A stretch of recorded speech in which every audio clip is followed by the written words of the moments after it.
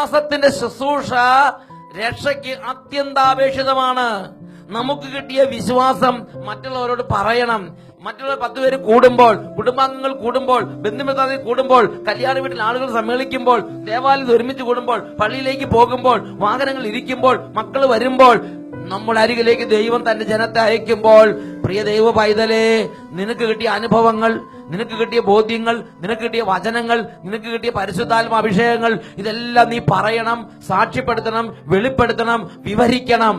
ഇത് നിന്റെ ആത്മരക്ഷയ്ക്ക് അത്യന്താപേക്ഷിതമായ ഒരു സംഗതി എന്നാണ് തിരുസഭ പഠിപ്പിക്കുന്നത്.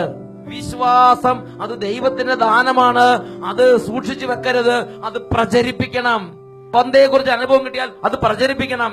ധ്യാനം കൊടുപ്പ് അനുഭവം കിട്ടിയാൽ അത് പ്രചരിപ്പിക്കണം. വിശ്വാസം അത് രഹസ്യമായി വെക്കരുത്, അത് പ്രചരിപ്പിക്കണം, അത് പ്രസംഗിക്കപ്പെടണം. ഓരോ അപ്പനും പഠിപ്പിക്കാൻ ധർമ്മമുണ്ട്, ഓരോ അമ്മയ്ക്കും പഠിപ്പിക്കാൻ ധർമ്മമുണ്ട്, ഓരോ യുവാവിനും യുവതിക്കും പഠിപ്പിക്കാൻ ധർമ്മമുണ്ട്, ഓരോ കുട്ടികൾക്കും ഈ ധർമ്മമുണ്ട്.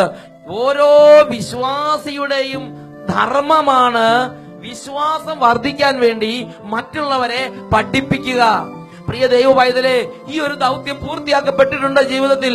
ഗൗരവത്തിൽ വിശകലനം നടത്തണം, ജോലി ചെയ്യണം, ശമ്പളം വാങ്ങിക്കണം, കുടുംബം നോക്കണം, ഇടവക നോക്കണം.